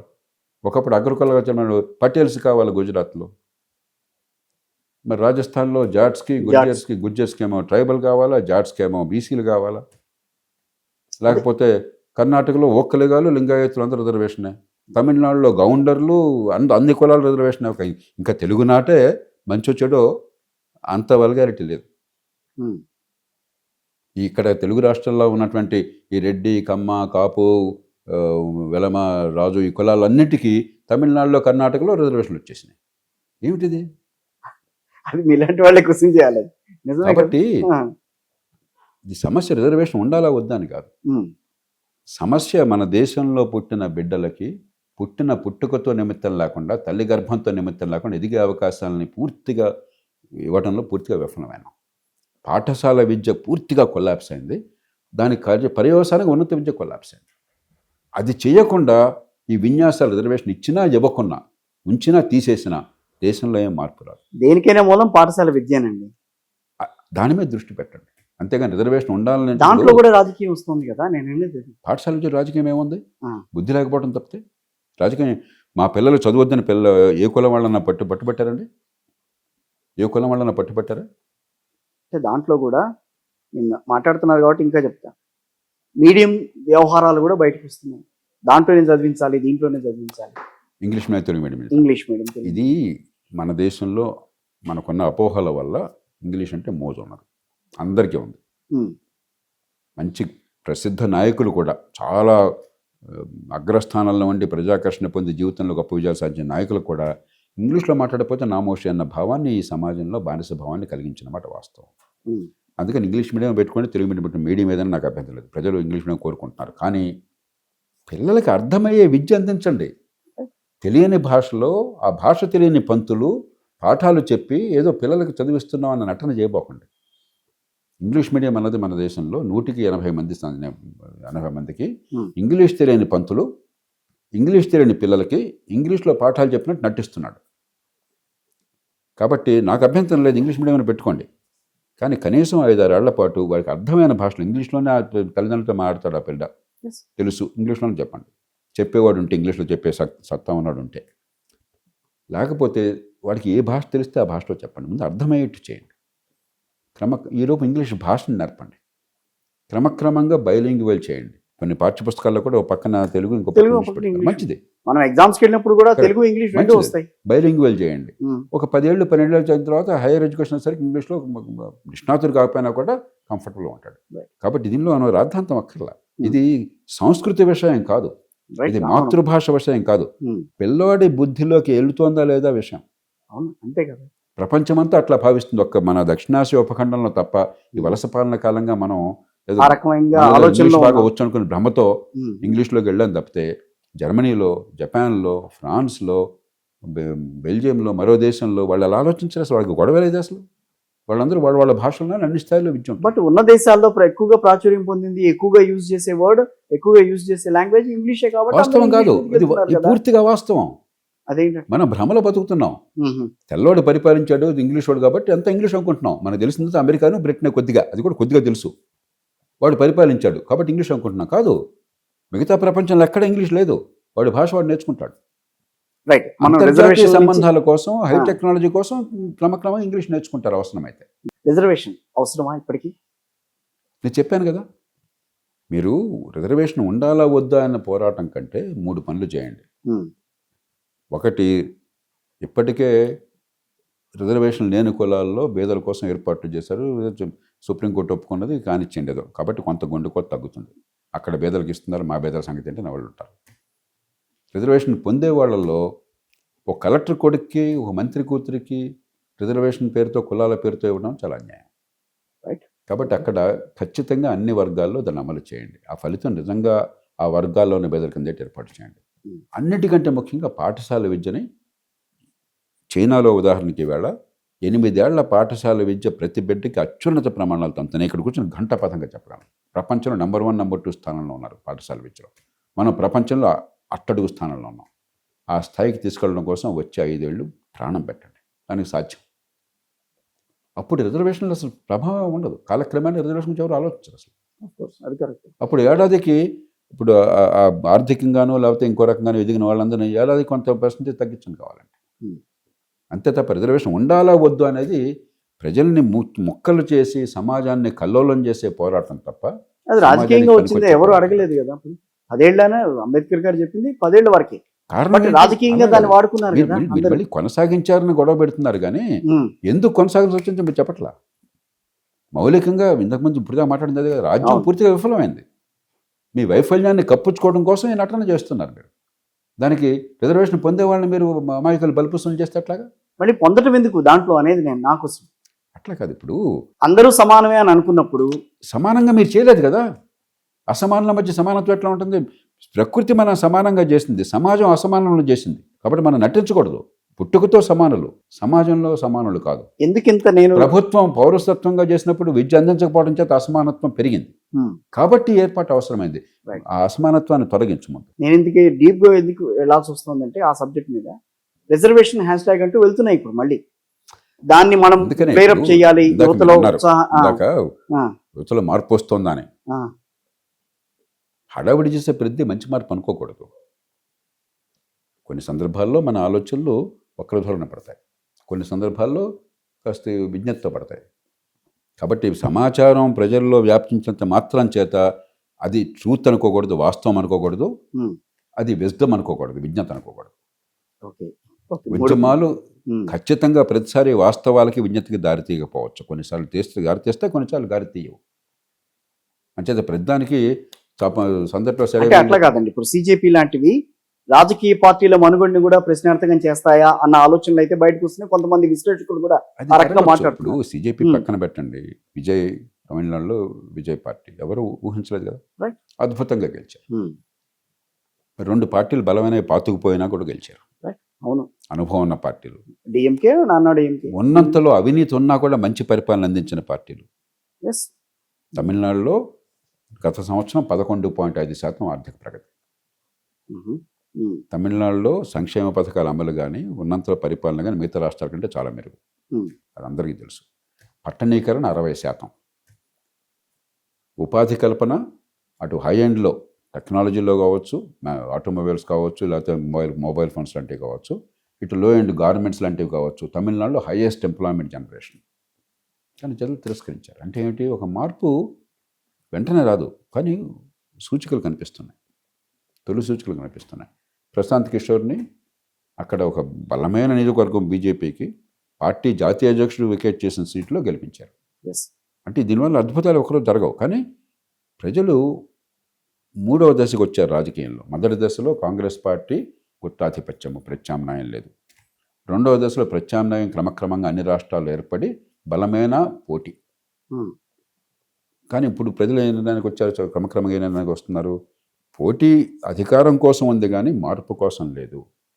ప్రభుత్వాలు మారుతున్నాయి కానీ మా తలరాతలు మారటం లేదు. కాబట్టి ఏదో రాజకీయంలో మార్పు కావాలి, అది అస్పష్టమైన ఆందోళన కనిపిస్తుంది. అవకాశం వచ్చినప్పుడు దానికి మార్గం చూపెడుతున్నారు. మన రాజకీయ పార్టీలు దీన్ని గుర్తించకపోతే, ఇదేదో ఆషామాషిగా ఏదో జరిగింది కదా, ఏదో మేనేజ్ చేద్దాం అనుకుంటే దేశానికి చాలా ప్రమాదకరం. ప్రజాస్వామ్యం కూడా సంకటంలో పడుతుంది. ఈయన మాట్లాడారు కదా, పీపీపీ విధానాన్ని మీరు సమర్థిస్తారా? తప్పకుండా. 100 పళ్ళు. ప్రభుత్వం పాత్ర ప్రభుత్వానిది, సమాజం పాత్ర సమాజానిది. కొన్ని పనులు ప్రభుత్వమే చేయాలి, మిగతా పనులు సమాజం చేయాలి. ప్రభుత్వం చేయాల్సిన పనులు కూడా ప్రభుత్వం ఏర్పాట్లు చేయాలని ప్రభుత్వమే చేయక్కర్లేదు. ఉదాహరణకి ఇప్పుడు ఆరోగ్యశ్రీ ఉన్నది. ఐడియల్ సిచ్యువేషన్ అయినట్లయితే మన ప్రభుత్వ ఆసుపత్రులలో జరగాల. కానీ ఎలా ఉందో మనకు తెలుసు. కాబట్టి మనము ఇదే డబ్బుతో మంచి ప్రమాణాల వైద్యాన్ని ఇంకో రకంగా అందించాలనుకోండి, అందించడం ముఖ్యం. ప్రభుత్వం ప్రయోజనం మనకెందుకు? అట్లా కాదు కదా, ప్రభుత్వం మీద ఒక ఇది అనేది ఉంటుంది కదా, బాధ్యత అనేది ఉంటుంది కదా. బాధ్యత ప్రభుత్వం అది, మీరు కన్ఫ్యూజ్ అవుతున్నారు. ప్రొవిజనింగ్ వేరు, ప్రొవైడింగ్ వేరు. ప్రొవిజనింగ్ అండ్ ప్రొవైడింగ్ వనరులు ఏర్పాటు చేసి ఇప్పుడు ఉదాహరణకి విద్య ఉన్నది, ప్రొవిజన్ ఇచ్చిన వారు ప్రొవైడ్ చేయలేరా? విద్య ఉన్నది. ఆ. విద్య అందరికీ అందటం నా బాధ్యత, లేకపోతే స్కూల్ నడపడం నా బాధ్యత? అందరికి అందడం బాధ్యత. దానికి స్కూలు కొన్ని దేశాల్లో, చాలా దేశాల్లో ప్రభుత్వమే స్కూళ్ళు బాగా నడిపి అందిస్తుంది. మనకు చేత కాలేదు, విఫలమైనాము. Right, okay. అలాగే ఆరోగ్యం చాలా దేశాల్లో ప్రభుత్వమే సమర్థంగా అందిస్తోంది, మనకి చేతకాల విఫలమైనాము. కాబట్టి ఆరోగ్యం అందకుండా చేస్తామా? లేదు కదా, అట్లా చేయట్లేదు కదా. కాబట్టి అందుకే డెంగ్ షాపింగ్ ఏమన్నాడు చైనీస్ నాయకుడు, పిల్లి నల్లదా తెల్లదా నీకు అనవసరం రా బాబు, అది పిల్లే కాదా? పిల్లి ఎలుకల్ని పడుతుందా లేదా? ఓకే. కాబట్టి ఎలుకల్ని పట్టమే దృష్టి పెట్టండి. కానీ ప్రభుత్వం బాధ్యతని తప్పించుకోకూడదు. బాధ్యత ప్రభుత్వానిదే, అది జరిగే ఏర్పాటు చేసే బాధ్యత ప్రభుత్వానిదే. అది నేను అడిగేది. ఆ ఏర్పాటులో పబ్లిక్ ప్రైవేట్ పార్ట్నర్షిప్ పెట్టారనుకోండి, సంతోషం, సమర్థంగా చేయడం. ఉదాహరణకి పిహెచ్సిలు ఉన్నాయి, పిహెచ్సిలో కొన్ని టీకాలు బ్రహ్మాండంగా చేస్తున్నారు, ఫ్యామిలీ ప్లానింగ్ టీకాలు లాంటివి. కానీ పేషెంట్ అయినట్టయితే రోగికి వెళ్తే పిహెచ్సిలో పెద్దగా వాళ్ళని ఒక డాక్టరు పేషెంట్ రిలేషన్షిప్ కానీ, లేకపోతే వాళ్ళకి వైద్యాన్ని ఆరోగ్యం వేరు వైద్యం వేరు, వైద్యాన్ని అందించడం కానీ అంత సరిగ్గా జరగదు. ఏదో జీతం తీసుకుంటున్న వాళ్ళు చూస్తాం లేకపోతే లేదు. అదే మనం ప్రైవేట్ డాక్టర్లు 10 మందిని పెట్టి వాళ్ళ మధ్య పోటీ పెట్టి మీ దగ్గరికి పేషెంట్ వస్తే మీకు ఆదాయం వస్తుంది, లేకపోతే రాదని ఏర్పాటు చేసామనుకోండి. ఉదాహరణకి నేను ఎంచుకోవచ్చు పేషెంట్గా ఎవరి దగ్గరికి వెళ్ళాలని చెప్పి. ఆరోగ్యశ్రీ ఎందుకు సక్సెస్ అయింది? మీ నోట ఆ నోట విని ఎక్కడ నమ్మకుంటే అక్కడ నేను పోతున్నాను. కాబట్టి వాడు ఒడి దగ్గర పెట్టుకుని నన్ను తృప్తిపరచాలి. కాబట్టి పని జరుగుతోంది. కొంత తర్వాత కొంత రోజులు చేస్తున్నారు, డబ్బులు సరిగ్గా ఇవ్వక పక్కన పెట్టండి. కానీ నమూనాలో ఉన్న మంచి ఏమిటి? అది ప్రభుత్వం అయితే ఏమవుతుంది, కొత్త ఆధిపత్యం. ఆ గుమస్తా దగ్గరకో వాడి దగ్గరకో ఎవడు గతి లేక అక్కడికే పోవాలి, ఇంక వేరే మార్గం లేదు నాకు. వాడు దయింటే చూస్తాడు, లేకపోతే చూడడు. కాబట్టి పోటీ, వ్యక్తులకి చాయిస్, ఇది ఎలా తీసుకొస్తే అలా మంచిది. దానికి పబ్లిక్ ప్రైవేట్ పార్ట్నర్షిప్ అనే సాధనం అయితే తప్పకుండా చేద్దాం. కానీ మౌలికమైన విషయం పబ్లిక్గా ప్రైవేట్ అని కాదు, ప్రజలకి ఇది అందిందా లేదా. ఇంకొకటి అండి, ఫైనల్గా నేను అడుగుతాను, మన ఇక్కడ పాలిటిక్స్ నుంచి జియో పాలిటిక్స్లోకి వెళ్ళే ముందు అమరావతి ఇంకా పురిటి బిడ్డలోనే ఉందని అంటారా? ఏం జరుగుతుందో నాకు తెలియదు, నేను ఇక్కడ కూర్చొని చెప్పలేను. కానీ నేను ఆహ్వానిస్తున్నాను, ఎందుకంటే మనం అంతా రాజధాని చుట్టూ తిరుగుతాం. చర్చ రాజధాని కాదు సమస్య, గ్రీన్ ఫీల్డ్ సిటీ. ఏ రాష్ట్రానికి గ్రీన్ ఫీల్డ్ సిటీ ఉందో అక్కడ అభివృద్ధి మరింత వేగంగా ఉంది. మీరు ఎక్కడైనా చూడండి ఆ గ్రీన్ ఫీల్డ్ సిటీ. ఇప్పుడు హైదరాబాద్ అంటున్నాం, సిటీ ఫైనాన్షియల్ హైదరాబాద్ కాదు, పేరు పెట్టుకున్నాం అంతే. అది హైటెక్ సిటీకి మరి తొలి దశలో గట్టిగా కృషి చేసిన వాళ్ళు నేను ఒకడిని, ఏపీఐఐసి ఇన్ఫ్రా ఎండీగా ఉండి నేనే అప్పుడు ఆ భూములన్నీ సేకరించి అందరికి కేటాయించింది నేనే అన్నాడు. ఎల్ఎన్టీని తీసుకొచ్చింది నేనే. అది హైదరాబాద్ కాదు, హైదరాబాద్ బయట ఉన్నది గ్రీన్ ఫీల్డ్. అదే హైదరాబాద్ సెంటర్లో మీరు హ్యాబిట్స్లోనో చార్మినార్లోనో పంజాగుట్టలోనో చేయాలంటే సాధ్యం కాదు. గ్రీన్ ఫీల్డ్ దగ్గర అంతర్జాతీయ ప్రమాణాలతో మీరు ఏర్పాట్లు చేయగలరు, ఇన్ఫ్రాస్ట్రక్చర్ కానీ ఇతర వస్తువులు కానీ. అంతర్జాతీయ ప్రమాణాల నైపుణ్యం ఆ సిటీస్కే వస్తుంది తప్ప, నేను బాసర్లో పెడతానంటే ఐఐటి పెట్టారు బాసర్లో, ఏమవుతుందో మనం చూస్తున్నాం కదా. కాబట్టి గ్రీన్ ఫీల్డ్ సిటీ ఒకటి అవసరం. అక్కడ ప్రజలు ముందుకు వచ్చారు, దాన్ని ఖచ్చితంగా మంచి ప్రమాణాలతో చేసి ప్రభుత్వం కొంత ఖర్చు పెడితే దానికి 20 రెట్లు 30 రెట్లు సమాజం నుంచి వస్తుంది, నగరం పెరుగుతుంది. 30 ఏళ్ళు పడుతుంది, 3 ఏళ్ళలో 3 నెలల్లో జరిగే పని కాదు. ఒక కాలు ముందుకి ఇంకో కాలు వెనక్కి వెళ్ళకూడదు. ఈ తరం చూడదు, నెక్స్ట్ తరం చూస్తుంది. ఏదన్నా అంతే. ఇప్పుడు హైదరాబాద్ ఆనాడు హైటెక్ సిటీ నేను మొదలెట్టింది 1995-96లో. అవును. ఈ 30 ఏళ్ళ తర్వాత నేను కళ్ళగన్నాను. నేను ఆనాడు పెరాంబులేషన్ అంటాం, మా అధికారులను తీసుకెళ్ళి అక్కడ ఏమీ లేనటువంటి కొండల గొట్లెక్కి ఎండలో తిరిగి ఒక 5-6 గంటలు తిరిగి ఇట్లా వేస్తే బాగుంటుంది, ఇక్కడ రోడ్డు వస్తే బాగుంటుంది, ఇక్కడ ఫ్లైఓవర్ వస్తే ఇవన్నీ అనుకున్నాం. దానిలో చాలా జరిగినాయి, కొన్ని జరగలేదు. ఇన్ఫ్రాస్ట్రక్చర్ అనుకున్నంత ఇంప్రూవ్ చేయాలి. మనం ఏంటంటే మనం ఎంతసేపటికి రోడ్లు వేస్తాము, లేఅవుట్లు వేస్తాం తప్పితే సివరేజీ, వాటర్ సప్లై కొన్ని ఇబ్బందులు ఉన్నాయి, ట్రాన్స్పోర్ట్, అవి మా ఓవరాల్గా ఉన్న సమస్యలు. కానీ ఒక అద్భుతమైన మహానగరం వచ్చింది. అక్కడికి వెళ్తే మీరు భారతదేశంలో ఉన్నామా, జపాన్లో ఉన్నామా, చైనాలో ఉన్నామా, అమెరికాలో చెప్పలేము మనం. అలా ఉంది కాబట్టే ఆ స్థాయి గల మనుషులు వస్తున్నారు, పెట్టుబడులు పెడుతున్నారు. కాబట్టి గ్రీన్ ఫీల్డ్ సిటీ అవసరము, దాని తగ్గ ఏర్పాట్లు చేయడం అవసరం. కానీ అదే పరిష్కారం కాదు, చిన్న పట్టణాలు కావాలి. దాంతోపాటు ఈ పెద్ద స్థాయిలో ఇక్కడ పెట్టుబడులు అవసరము, కానీ అదే పరిష్కారం అనుకోబోకండి. కింది స్థాయిలో ఉపాధి కల్పన అవసరం. చైనా గురించి చెప్పాను, అందుకే కాటన్ ఇక్కడ బిలియన్లు రావాలి. పెట్టుబడి అంతా అక్కడ పెట్టిస్తే మిగతా ప్రాంతాలు ఎట్లా అభివృద్ధి ప్రభుత్వంగా పెట్టుబడి పెట్టేది, ప్రభుత్వం చాలా కొద్ది పెట్టుబడి. అంతే. ఈ 2 కేంద్రం సహాయం చేయాలన్నా ఈ 2 ఏళ్ళు కలిపి ప్రభుత్వం నిన్న ముఖ్యమంత్రి గారు లెక్కలు పెట్టించారంటే 10,000 కోట్లు ఖర్చు పెట్టారు. 2 ఏళ్ళు గవర్నమెంట్ పెట్టిన ఖర్చు 6 లక్షల కోట్లు. 6 లక్షల కోట్లు 10,000 కోట్లు పెట్టారు, అది కొమ్మునిపోయింది ఏమన్నా. కాబట్టి అది పెద్ద ఎక్కువ కాదు. సమాజం నుంచి వచ్చే డబ్బు లక్షల కోట్లు రావాలి. రైట్. పెట్టుబడి ప్రైవేట్ రంగం నుంచి వస్తుంది. దానికి తగ్గ ఏర్పాట్లు మీరు చేసి విశ్వాసాన్ని కలిగిస్తారు. అంతేగాని ఇప్పుడు హైటెక్ సిటీ గవర్నమెంట్ పెట్టిందా? పెట్టలేదు. గవర్నమెంట్ పెట్టింది 140 ఎకరాల భూమిని, 200 ఎకరాల అంత భూమి నేను ఫోన్ కాల్ చేసి తీసుకున్నాను చీఫ్ సెక్రటరీ గారికి చెప్పి, మీరు తీసుకొని చెప్పి ప్రకాశం కాగితం కూడా లేదు. ఎలకేట్ చేసాం, ఎల్ఎన్టీని తీసుకొచ్చాం, విప్రో వాళ్ళకి 4 ఎకరాలు ఇచ్చాం, ఒక మేజర్ కంపెనీ ఒకళ్ళని వస్తే బాగుంటుంది చెప్పని. ఆ తర్వాత మిగతా అంతా మనం చేసింది ఏముంది? కొద్దిగా రోడ్డుకు కొంత ఖర్చు పెట్టుంటారు అంతే. మనం చేసింది ఏముంది? లక్షల కోట్లు ప్రైవేట్ రంగం నుంచి వస్తుంది, కార్పొరేట్ రంగం నుంచి వస్తుంది. కాబట్టి ఒక గ్రీన్ ఫీల్డ్ సిటీ నిర్మాణం అంటే ప్రభుత్వంగా అది పెట్టుబడి పెట్టేది, సమాజం పెడుతుంది. సమాజం ముందుకు వస్తుందా అనేది ఇక అక్కడ ఏం జరుగుతుందో ఇప్పుడు నేను చెప్పలేను. కానీ ఖచ్చితంగా గత 2 సంవత్సరాల్లో మౌలిక సదుపాయాల కల్పన మీద పెట్టుబడుల మీద దృష్టి సారించారు. అంతకుముందు 5 ఏళ్లలో అది విఫలమైంది. సంక్షేమాన్ని అద్భుతంగా అమలు చేశారు అంతకుముందు 5 ఏళ్లలో. కానీ ఆర్థిక ప్రగతి అత్యవసరము, భవిష్యత్తును కాపాడడం అవసరము, ఆదాయాలు పెంచడం అవసరము అన్న విషయం మర్చిపోయినారు. ఇప్పుడు ఆ ప్రయత్నం జరుగుతుంది. కానీ ఆర్థిక క్రమశిక్షణ అప్పుడు లోపంగానో ఇప్పుడు కూడా అనుకున్నంత బాగుపడలేదు. చాలా దీక్షతో 5-10 ఏళ్ల పాటు ఆర్థిక క్రమశిక్షణ కోసం పోరాడకపోతే ఆంధ్రప్రదేశ్లో ప్రభుత్వ వ్యవస్థ కష్టంగా ఉంటుంది. రైట్ సార్, మొన్నటి వరకు మనం రష్యా యుక్రెయిన్ చూసాం. సో ఈ రోజున మళ్ళీ అమెరికా ఇరాన్. సో ఇలా దీర్ఘకాలికంగా పోరాటాలు జరుగుతూనే ఉంటాయా? దీనికి అంతం అంటూ ఉండదా? 3 విషయాలు. ఒకటి, నిరాశకు తావులేదు. ప్రపంచ చరిత్రలో ఇప్పుడున్నంత శాంతి, ఇప్పుడున్నంత అభివృద్ధి, ఇప్పుడున్నంత మానవ విలువలు ఎప్పుడూ లేవు. మనం ఏంటంటే ఇలా చూసి ఈ సోషల్ మీడియాలో, టీవీల్లో వాటిలో చూసి ఉన్నదాన్ని వేరేట్లు ఊహించుకుని ప్రపంచం అంతా మునిగిపోతుంది అనుకుంటాం. ఇరాన్ సంక్షోభం, ఇరాన్ వల్ల మనకి ఇబ్బంది కాలేదా? మనం ఏంటంటే ఆ క్షణంలో దాని మీద దృష్టి పెడతాం అంతే. గత 2వ ప్రపంచ యుద్ధం తర్వాత మీరు చూస్తే అసలు ప్రపంచంలోనే హింస తగ్గింది, యుద్ధాలు తగ్గినాయి, శాంతి పెరిగింది. ఈ 2వ ప్రపంచ యుద్ధం 1945 తర్వాత ఈ గత 81 సంవత్సరాల్లో కూడా చూస్తే ఉన్న కొద్దికి రక్తపాతము, హింస, బలవన్మరణాలు తగ్గుతున్నాయి. కాబట్టి ప్రపంచం అల్లకల్లలో ఉన్నది వాస్తవం కాదు. 2, యుక్రెయిన్ సమస్య వేరు. యుక్రెయిన్ సమస్య వాళ్ళ సమస్య, మన సమస్య కాదు. ప్రపంచానికి పెద్ద తాత్కాలికంగా ఏదో కొంతకాలం ఫెర్టిలైజరు, రష్యా మీద ఆంక్షల వల్ల కొద్దిగా ఆయిల్ కొంచెం ఇబ్బందో తప్ప ప్రపంచానికి ఏం గడ్డు సమస్య కాల. యూరోపియన్ సమస్య, యూరోప్ ప్రపంచాన్ని శాసిస్తున్నాం గత 200 ఏళ్ళుగా ఉంది కాబట్టి యూరోప్ సమస్య మన సమస్య అనుకుంటున్నాము. యుక్రెయిన్ జరిగింది అన్యాయం, రష్యాపై దురాక్రమణ చేయడం అన్యాయం. అలాగే రష్యా కూడా వాళ్ళ వాదనలో వాళ్ళ బాధలు వాళ్ళకు ఉన్నాయి. ఇప్పుడు శీత కష్టాలు శీతకి, పిత కష్టాలు పీతకని చెప్తారు కదా. కాబట్టి వాళ్ళు తెలుసుకుంటారు.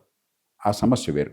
కాకపోతే ఇక్కడ జరిగింది ఏంటంటే అంతర్జాతీయంగా 2వ ప్రపంచ యుద్ధం తర్వాత బలవంతంగా ఇంకొక దేశాన్ని ఆక్రమించము అన్న ఒక నిర్ణయానికి ప్రపంచం వచ్చింది.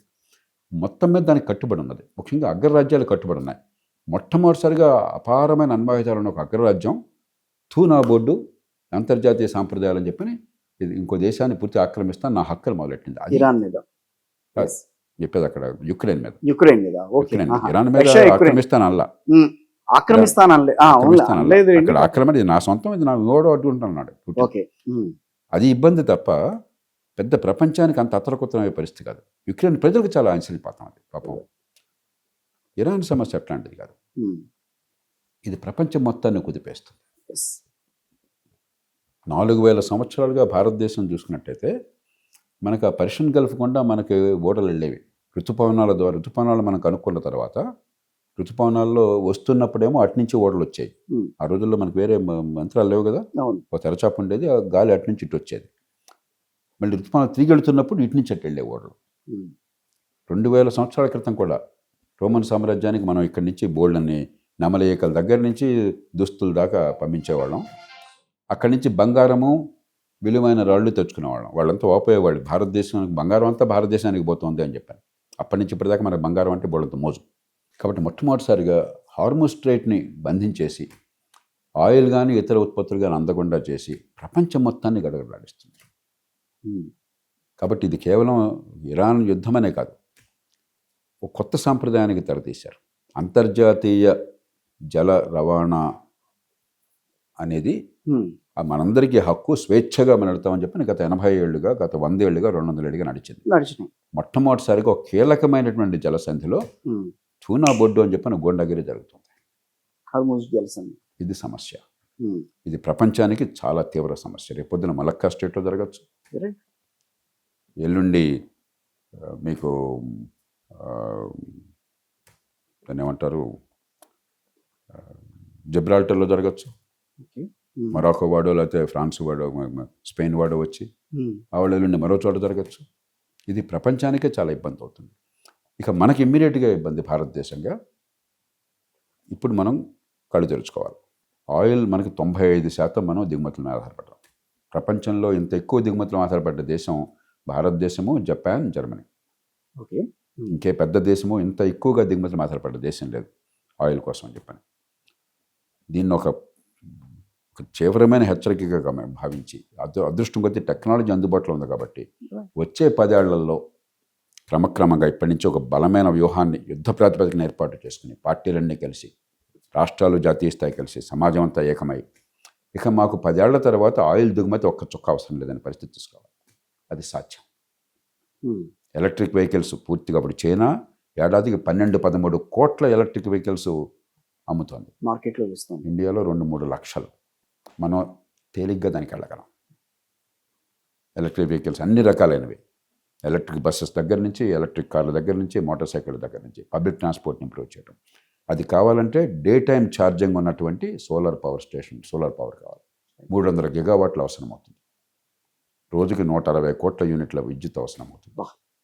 300 అది సాధ్యం. 300 గిగావాట్లు అసాధ్యం కాదు. మనం ఇప్పటికే 150 గిగావాట్లు చేసాం దేశంలో. ఇంకొక 310 ఏళ్లలో చేయడం చాలా తేలిక. కొంత స్టోరేజ్ కావాలి, కానీ స్టోరేజ్ మీద పూర్తిగా ఆధారపడకుండా డే టైంలోనే సూపర్ ఫాస్ట్ ఛార్జింగ్ కావాలి. మనకి భారతదేశంలో 29,000 ఛార్జింగ్ స్టేషన్లు ఉన్నాయి. చైనాలో 14 లక్షలు ఉన్నాయి. అంటే దారి కనిపిస్తుంది స్పష్టంగా. Correct sir. అలాగే వ్యవసాయాన్ని ఇంధనం కోసం వాడాలి. ఈ వరి పండించి, ఎవరు తినని వరి పండించి, ఎక్కడ నీళ్ళు వచ్చినా కూడా వరి వేసి, వరి కొనేవాళ్ళు లేడు కాబట్టి గవర్నమెంట్ బలవంతంగా కొనమని కనీస మద్దతు ధరని చెప్పిన గందరగోళం చేసి, ఖజానా డబ్బులన్నీ ఖాళీ చేసి, ఆ బియ్యం అంతా నూకలుగా మార్చి, మళ్ళీ దాన్ని ఇథనాలు మరొకటి చేయడం, లేకపోతే పారిపోయడం కాకుండా వరి బదులు అంతకంటే ఎక్కువ ఆదాయాన్ని వచ్చే ప్రత్యామ్నాయ ఇంధన పంటలను వేయించి సూపర్ నేపియర్ గ్రాస్ లాంటివి ఉన్నాయి. దానికి ప్రాసెసింగ్ ఏర్పాటు చేసి దాని ద్వారా పారిశ్రామికీకరణ జరుగుతుంది గ్రామాల్లో, పట్టణాల్లో. అక్కడ ఉపాధి కల్పన పెరుగుతుంది, ఆర్థిక వ్యవస్థ పెరుగుతుంది. కాబట్టి ఒక సమగ్రమైన వ్యూహానికి ఇది గొప్ప అవకాశం. 40 ఏళ్ల క్రితం అయితే మనం ఏం చేయలేం. ఇవాళ టెక్నాలజీ అందుబాటులో ఉంది, ఇది సాధ్యం. ఇప్పుడు కూడా పూనుకోకపోతే ఇది చాలా ప్రమాదం అవుతుంది. కానీ ఒక దేశ గుత్తాధిపత్యం మిగతా దేశాలకి సెల్ఫ్ సస్టైన్డ్ ఇమ్యూనిటీస్ అన్నిటి కూడా అందించే ప్రయత్నం కదా ఇది. దాన్ని కొంచెం మనం డొనాల్డ్ ట్రంప్ మీద మనందరికీ కోపం ఉంది. ఆ కోపానికి అర్హుడు. ఆ పర్సనాలిటీని పక్కన పెట్టండి. ఓకే. అంటే not only Donald Trump, America గుత్తాధిపత్యం అని అనుకుందాం. కానీ ఆ పర్సనాలిటీ పక్కన పెట్టండి. అతని అసెస్మెంట్ తప్పు. ఇరాన్లో అయతుల్లా ఖమీనీని చంపేస్తే రాజ్యం పతనం అయిపోతుంది, ఇరాన్ అదుపులోకి వస్తుంది చెప్పానంటే అంచనా తప్పు, ఖచ్చితంగా రుజువైంది. కాబట్టి అతని వ్యూహం తప్పైంది, దానిలో అనుమానం లేదు. దానికి చరిత్రలో అతను మూల్యం చెల్లించాలి, దాన్ని పక్కన పెట్టండి. అది లేదనుకుని ఇరాన్ సంగతి చూడండి. గొప్ప నాగరికత ఉన్న దేశం, వేల సంవత్సరాలుగా గొప్ప నాగరికత ఉన్న దేశం. మామూలు ఇస్లామిక్ దేశం కాదు, అది చాలా అభివృద్ధి, ఆధునికీకరణ జరిగిన దేశం. అలాంటి దేశాన్ని ఒక మత ఛాందస రాజ్యంగా మార్చేసి, ఆడపిల్లకి జుట్టు కనిపిస్తోంది హిజాబ్ వేసుకుంటే అని చెప్పన్న కారణంగా చంపేసి, వేలాది మందిని కిరాతకంగా ఉరితీసి, ప్రతిఘటన ఉద్యమాల్లో నిరసనలో పాల్గొన తుపాకులు తరాలు నక్సలైట్లు కాదు వాళ్ళు, మన CJP లాంటి ఉద్యమం చేశారు అంతే. వేల మందిని పొట్టబెట్టుకున్నారు, ఇప్పుడు కూడా ఎగ్జిక్యూట్ చేస్తున్నారు. అంతటితో ఆగలపని అది మా దేశం సమస్యని మీరెవరు అనొచ్చు, అది కొంచెం ప్రశ్నార్థకం. అది నీ దేశం సమస్యను దేశం అందరిని చంపేస్తుంటే ప్రపంచం ఊరుకోవడం కష్టం, అది పక్కన పెట్టేద్దాం. అంతటితో ఆగల. ఇజ్రాయెల్ని సముద్రంలోకి పంపించేస్తాను, అమెరికాని అంతం చేసేస్తాను, మాటలతో ఆగల. అసలు వాళ్ళ అధికారిక విధానమే death to America, death to Israel. అంతటితో ఆగల. ప్రపంచంలో ఏ దేశం ఆ భాష వాడదు. అంతటితో ఆగల. 4 టెర్రరిస్ట్ సామ్రాజ్యాలు అధికారికంగా నిర్మాణం చేశారు. హౌతీస్ కావచ్చు యెమెన్లో, హమాస్ కావచ్చు గాజాలో, హెజ్బుల్లా కావచ్చు లెబనాన్లో, లేకపోతే ముస్లిం బ్రదర్హుడ్ పేరుతో కావచ్చు ఇరాక్ లాంటి ప్రాంతాల్లో. వాళ్ళకి పూర్తిగా అన్ని రకాల అధికారికంగా డబ్బులు, ఆయుధాలు, శిక్షణ అన్ని రకాలుగా అండగా ఉండి బస్తీ మీద సవాల్ అంటున్నారు. ప్రపంచం ఎట్లా సహిస్తుంది? ఎంతకాలం సహిస్తుంది? ఇప్పుడు వచ్చి హార్మోన్ స్టేట్ మాది అంటున్నారు. కాబట్టి అమెరికా చాలా తప్పులు చేస్తుంది, దాని అనుమానం లేదు. కానీ ఇది కొంచెం అది పక్కన పెట్టి చూడాలి. ఇరాన్ ఏం చేస్తుంది? ఇరాన్ ప్రజలుగా తప్పు, ఇరాన్ ప్రభుత్వాన్ని తప్పు, ప్రస్తుతం ఉన్న మతరాజ్యం తప్పు. దాని గురించి ఆలోచించకుండా మాట్లాడితే ఏమి ప్రోగ్రెసివ్స్ అండి, ఏమి అభివృద్ధి కాముకులండి, ఏమి అభివృద్ధి మాట్లాడుతున్నాం మనం? నువ్వు నెత్తి మీద సరిగ్గా హిజాబ్ సరిగ్గా వేసుకోలేదు, జుట్టు కనిపిస్తుందంటే చంపేసే రాజ్యాన్ని మనం సమర్థిస్తుంటే ఏం మాట్లాడుతున్నాం మనం? కాబట్టి కొంచెం విజ్ఞత కావాలి. ఫైనల్గా సార్, ఈరోజు యువత రాజకీయాల వైపు రావాలన్న ప్రయత్నం అయితే జరుగుతున్న ప్రస్తుత పరిస్థితుల్లో మీ ఫైనల్ వర్డ్ ఏంటి ఆ విషయం? రాజకీయాలంటే ఎలక్షన్లో పోటీ అనుకుంటే తమ్ముడు, దానికి పరిస్థితులు అనుకూలంగా లేవు. అవకాశం ఉన్న చోట కొంచెం ప్రయత్నం చేయండి, మంచి మనసుతో చేయండి. అధికారం లక్ష్యంగా కాకుండా మార్గంగా ప్రయత్నం చేయండి. కానీ 199 మంది యువతకు అవకాశాలు లేవు. నిజాయితీగా చెప్తున్నాను, 99.9 మందికి. రాజకీయంలోకి యువత కావాలని పెట్టే సాంప్రదాయ పార్టీలు వాళ్ళు చెప్తుంది మా పిల్లలు రావాలి, మీరంతా పల్లకీలు మోసే బోయలు. డైనాసిటీ గురించి మాట్లాడుతున్నాం. రాజకీయంలో ఉన్నవాళ్ళు ఎమ్మెల్యేలు, ఎంపీలు 30-40 ఏళ్ళ లోపల ఉన్నవాళ్ళు ఒక్కళ్ళు కూడా డైనాసిటీ కాకుండా వచ్చిన వాళ్ళు భారతదేశంలో చూపెట్టండి నాకు, ఒక్కళ్ళు చూపెట్టండి. ఆ వ్యవస్థను నిర్మూలించాలనే కదా ఈ రోజు యువత మరి వాళ్ళతో కదా పోటీ పడాలి, అనుకుంటోంది. వాళ్ళతో కదా. ఇప్పుడు ఆంధ్రప్రదేశ్, తెలంగాణ తీసుకోండి, మీరు 30 కోట్లు పోటీ ఖర్చు పెట్టకపోతే గెలిచే అవకాశం ఉందా పోటీకి? ఎక్కడ తీసుకొస్తారు సామాన్యులు? కాబట్టి మీకు అవకాశం ఉంటే మీరు ప్రయత్నం చేసుకోండి, నిజాయితీ ఉండి. కొంతమంది ఉన్నారు సంప్రదాయ పార్టీల్లో కూడా మంచి మనసుతో సొంత డబ్బు ఖర్చు పెట్టుకుని, పెట్టేది అక్రమమైనా కూడా వాళ్ళు దురుద్దేశంతో పెట్టట్లా, సంపాదన లేకుండా మంచి చేయాలని ప్రయత్నం చేసిన వాళ్ళు కొద్దిమంది ఉన్నారు. వాళ్ళు క్రమక్రమంగా తొలగిపోతున్నారు, మేము భరించలేక, ఈ ఖర్చు భరించలేక, ఇది మాకు వద్దులో అనుకుని. కానీ ఉన్నారు, ఉన్నంతలో మంచివాళ్ళు కొందరు కావాలి కాబట్టి ఏ పార్టీలైనా మీరు ప్రయత్నం చేసుకోండి. కానీ రాజకీయానికి అర్థాన్ని మార్చండి. రాజకీయం అంటే ఎమ్మెల్యే పోటీ, రాజకీయం అంటే ఎమ్మెల్యే కావడం, పదవుల్లో కూర్చోవడం కాదు.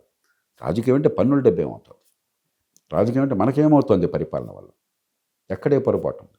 రాజకీయం అంటే స్థానికంగా నా వీధి ఎట్లా ఉంది, నా ఊరు ఎట్లా ఉంది, నా చుట్టూ ఉన్న పరిస్థితులు ఎట్లా ఉన్నాయి. కాబట్టి పార్టీలలో అంతర్గత ప్రజాస్వామ్యం కోసం CJP నిజంగా పోరాడదలుచుకుంటే పార్టీలలో మీ బోడపెత్తనం ఏంటండి, సభ్యులందరూ నిర్ణయించుకోవాలి నాయకత్వం ఎవరు, ఎమ్మెల్యే క్యాండిడేట్లు ఎవరు, అది పోరాడండి. కరెక్ట్ అనేది ఏంటంటే నేను 100% మీకు మద్దతు ఇస్తాను. అలాగే అధికారం అంతా ఢిల్లీలో, హైదరాబాద్లో, బెంగళూరులో ఏంటండి, మా ఊళ్ళో, మా పట్టణంలో, మా మా తాలూకాలో, మా మండలంలో ఉండేట్టు కావాలా, అధికారం ఒకటి బదలాయించును అని చెప్పని పోరాటండి. అప్పుడు మీకు స్థానం వస్తుంది. మూడోది, రాజకీయం అంటే ఏ లక్ష్యం కోసం రాజ్యం ఉందో అర్థం చేసుకుని విద్యను గురించి మాట్లాడాం, ఉపాధి కల్పన గురించి మాట్లాడాం, వేరే అంశాలు ఉన్నాయి. లోతుకెళ్ళి దానికోసం నిలబడండి, అది నిజమైన రాజకీయం. ఎన్నికల్లో పోటీ చేస్తే రాజకీయం కాదు, అది అధికారం కోసం ఆడే క్రీడ. ఆ క్రీడని రాజకీయంగా భ్రమించబోకండి, దానిలో భాగస్వాములు కాబోకండి. మీరు కూడా సమస్యలో భాగం అవుతారు, పరిష్కారంలో భాగం కారు. రైట్, అది కరెక్ట్. అది చివరి వారు సమస్యలో భాగం అవుతారు కానీ పరిష్కారంలో భాగం కాదు. బట్ ఈ రోజున యువత ఆలోచన తీరు కూడా ఆ రకంగా ఉంది కదా, లేదు అలా ఉందని అంటారా? మనం చాలా మంది ఆలోచించే వాళ్ళు ఉన్నారు, చాలా మంది పాపం వాళ్ళ ఏ తప్పు తెలియకుండా, విషయం తెలియకుండా హడావుడి చేసేవాళ్ళు ఉన్నారు. అంటే గత కొన్నాళ్ళుగా వ్యవస్థలో జరుగుతున్న లోపాలని చూసిన వాళ్ళు కాబట్టి ఈ రోజు ఎదుర్కొంటున్నారు కాబట్టి వాళ్ళు అడుగుతున్నారు, ఇలా చెయ్యాలని అడుగుతున్నారు. కాబట్టి దానికి సరైన మార్గాన్ని ఇవ్వటము, దానికి సరైన భాష్యాన్ని చెప్పటము, దానికి పరిష్కారాన్ని సాధించడం మనందరి పాత్ర. యువత మీద భారం నెట్టద్దు. మనందరం ఏం చేస్తున్నాం? Correct. Right sir, thank you very much. ఇంకొకసారి కొంచెం కీలకమైన కొన్ని సబ్జెక్ట్స్తో మళ్ళీ మీ ముందుకు వస్తాను. తప్పకుండా సాక్షికి మీరు అవకాశం ఇస్తారని భావిస్తున్నాను. Thank you sir. Thank you.